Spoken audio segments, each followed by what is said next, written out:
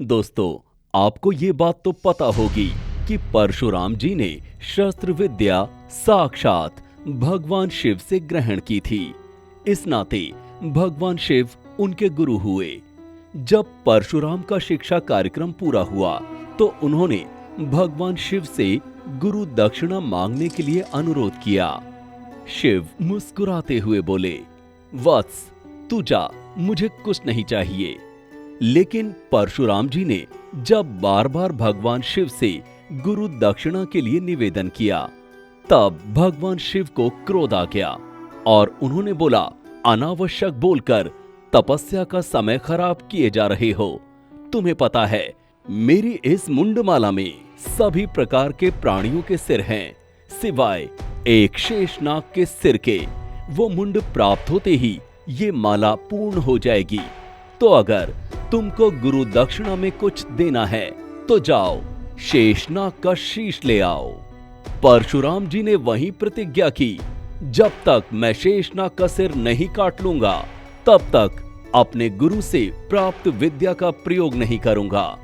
ये प्रतिज्ञा कर परशुराम जी अपनी तपस्या स्थली महेंद्र पर्वत पर लौट आए। जब शेषनाग जी को परशुराम जी की इस प्रतिज्ञा का पता चला तो वो डर गए और उन्होंने भगवान विष्णु से इसका हल पूछा। फिर भगवान विष्णु ने शेषनाग को उपाय बताया। उसके बाद शेषनाग ने बालक का रूप धारण कर अपनी माता को अत्यंत वृद्धा के रूप में साथ लेकर परशुराम जी की तपस्या स्थली पर पहुंचे और उनके पास पहुंचकर रोने लगे। परशुराम ने शेषनाग की माता से रोने का कारण पूछा। शेषनाग की माता ने कहा कि मेरे पास मेरे बेटे का भूख प्यास मिटाने का कोई साधन नहीं है, इसलिए आपके पास आए हैं। परशुराम जी से उनका दुख देखा नहीं गया तो उन्होंने बोला कि तुम दोनों अगर चाहो तो इस आश्रम में रह सकते हो। आश्रम में कंदमूल और भोजन की कमी नहीं है। शेषनाग की वृद्धा माता ने कहा, महाराज, हम आपकी शरण में रह तो जाएंगे, लेकिन सुना है कि आपका क्रोध अति भयंकर है तथा आप गुस्से में कुछ नहीं सोचते। कभी आपको ही इस अबोध बालक पर क्रोध आ गया और आपने फरसा चला दिया तो मैं कहीं की नहीं रहूंगी। इतना सुनते ही परशुराम जी ने कहा, अगर आपको इतना ही भय है तो मैं अटल प्रतिज्ञा करता हूं कि यदि मैंने कभी इस बालक पर क्रोध किया तो मेरे हाथ से फरसा कभी नहीं चलेगा, जिससे इस बालक का कुछ न बिगड़ पाएगा। इस पर शेषनाग और उनकी माता ने उनके आश्रम में निवास किया। कुछ सालों बाद बरसात के एक मौसम में कई दिन बिना रुके पानी बरसा। आश्रम में चूल्हा जलाने के लिए जंगल में सूखी लकड़ी तो दूर, एक सूखा तिनका भी नहीं बचा।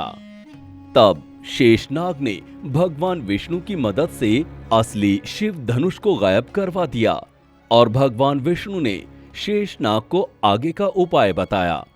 उस दिन भोजन तैयार हुआ। तब तक ऋषि ध्यान से उठे और स्नान करके सीधे पूजा गृह में गए। वहां शिव धनुष, जो उनके लिए साक्षात शिव स्वरूप ही था, को न पाकर उनको घोर आश्चर्य हुआ तो बाहर आकर शेषनाग की माता से पूछा। शेषनाग की माता ने बताया कि आश्रम में लकड़ी नहीं थी तो बालक ने धनुष तोड़कर चूल्हे में लगा दिया। इतना सुनते ही उनकी आंखें क्रोध से अंगारे हो गई। उन्होंने क्रोधित होकर बालक पर फरसा चला दिया, लेकिन परशुराम जी का हाथ और फरसा दोनों आकाश की दिशा में सीधे खड़े रहे और बिल्कुल नहीं हिले। इतना देखकर बालक और उनकी माता असली स्वरूप में प्रकट हो गए। परशुराम को हाथ जोड़कर बोले, महाराज, हमें यही चाहिए था, और अदृश्य हो गए। परशुराम जी की इसी प्रतिज्ञा के कारण जनक जी के यहाँ शिव जी के दूसरे धनुष भंग के प्रसंग में लक्ष्मण जी पर उनका फरसा नहीं चल पाया। तो दोस्तों, आपका क्या कहना है इस कथा को लेकर, हमें कमेंट बॉक्स में जरूर बताएं। और अगर आपको ये वीडियो पसंद आई हो तो इस वीडियो को लाइक करें, शेयर करें तथा हमारे चैनल को सब्सक्राइब करना ना भूलें। ओम नमः शिवाय।